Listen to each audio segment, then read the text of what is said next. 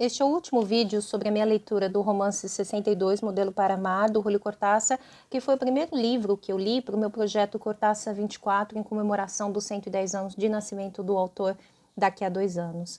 Neste último quarto do romance, nós temos basicamente 4 grandes momentos. Ele começa com Calac Polanco, os dois argentinos, né? E uma terceira personagem, identificada, se eu não me engano, somente como Paredro, testando o experimento que o Polanco estava fazendo ainda em Londres. Eles estão de volta em Paris, né? Na verdade na França, não em Paris, e por conta desse experimento, claro, mal sucedido, eles acabam naufragando e indo parar numa ilhota e precisam ser resgatados. Enfim, nessa cena a gente vê que o Calac e o Polanco, que começaram ali como personagens que eu chamei de alívio cômico, né? Até que poderiam, em dados momentos, se isso aqui fosse uma tragédia, serem até considerados uma espécie de coro, porque eles ficavam mais de fora observando e comentando, né?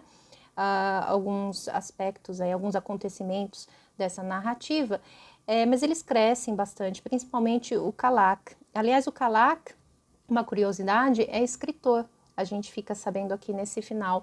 E ele manda os seus escritos para a Argentina, né? Então tem ali uma ligação com o próprio Julio, de uma certa forma, né? Enfim, nessa parte do texto, a gente tem, com relação a temas, algumas coisas que são um pouquinho incômodas para o leitor, principalmente o leitor de hoje em dia, umas falas que são bastante misóginas dessas personagens e gordofóbicas, tá? Mas eu gosto sempre de lembrar, de manter uma distância entre o que as personagens dizem, né? O que o narrador mesmo diz e a pessoa que escreve um determinado texto, enfim.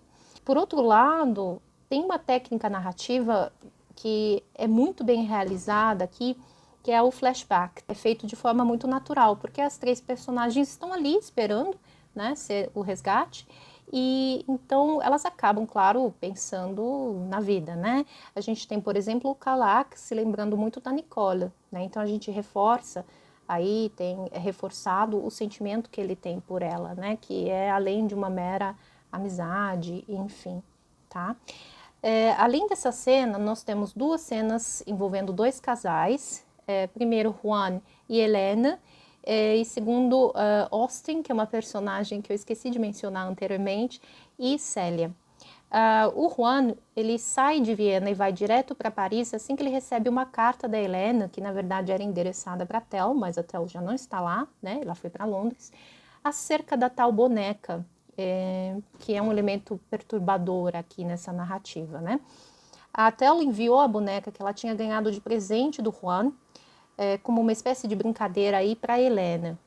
E a Helena desconfia que, na verdade, quem tenha feito esse envio é o Juan, tá? Então o Juan vai se explicar para ela, Helena aceita se encontrar com ele, a relação entre os dois aí se aprofunda nesse momento, mas eu achei um pouco inverossímil o modo como os dois, principalmente ela, continuam tratando o que existe entre os dois, né?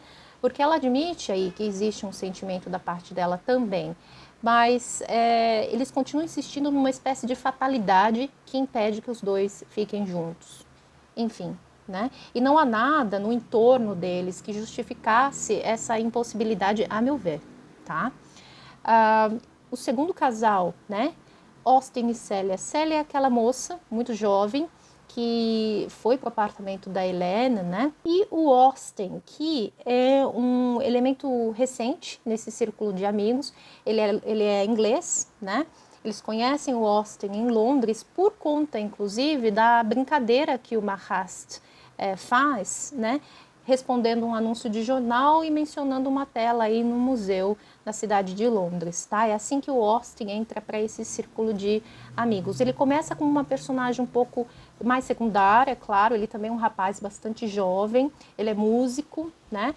Então ele é retratado ali como idealista, ingênuo até, mas ele tem passagens bastante incisivas antes desse final.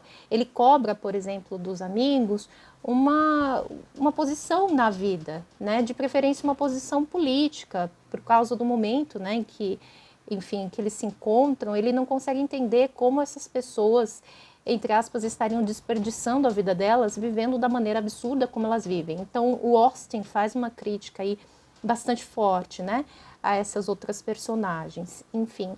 E os dois se apaixonam, Célia e Austen, e acabam, inclusive, indo para Paris juntos, tá?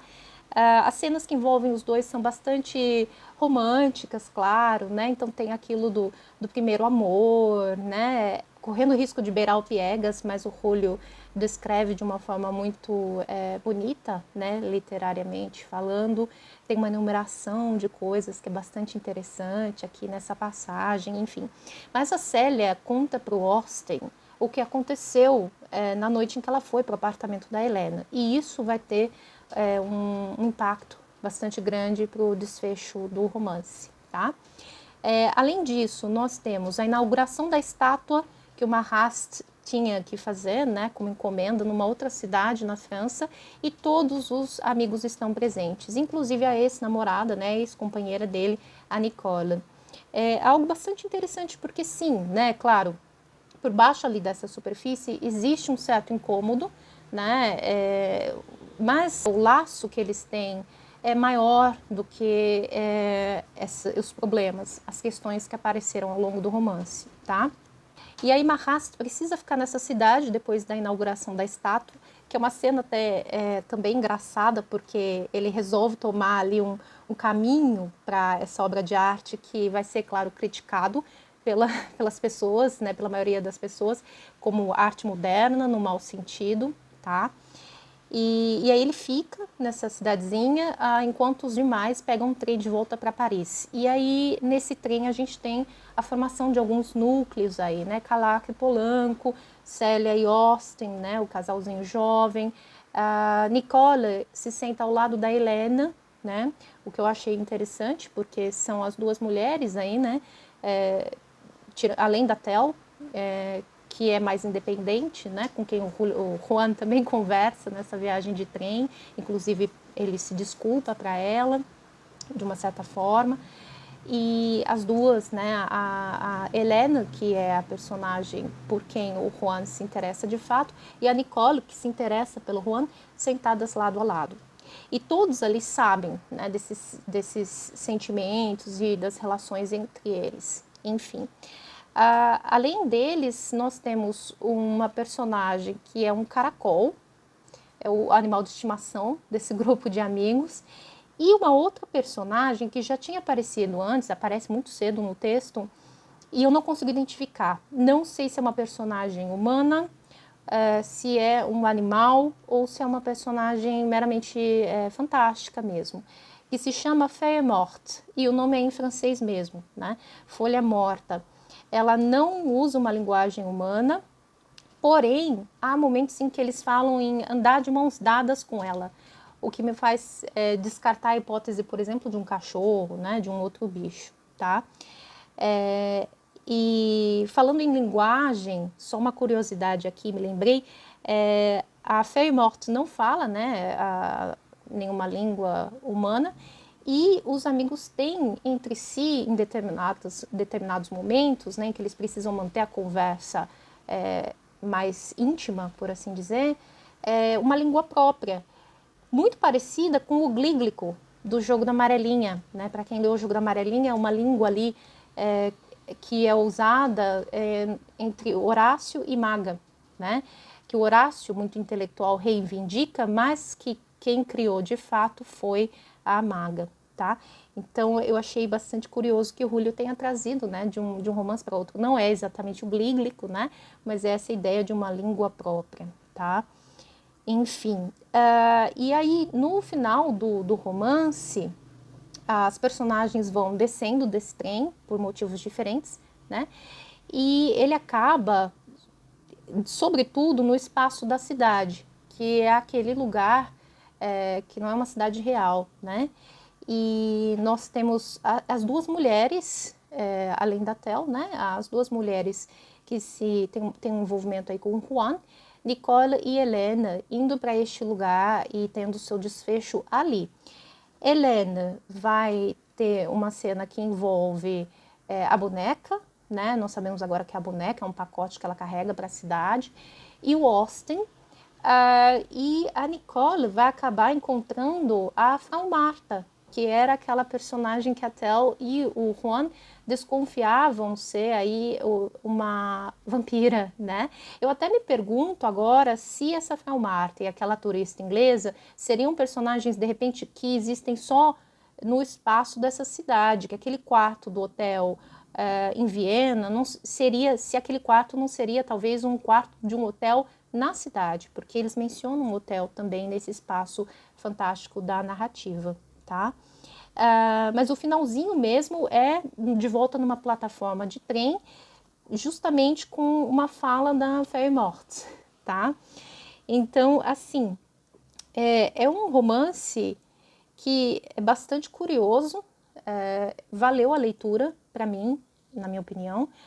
Não sei se o Julio conseguiu de fato alcançar o que ele ambicionava, né, fazer aí em termos de subversão do gênero, mas é bastante interessante, sim.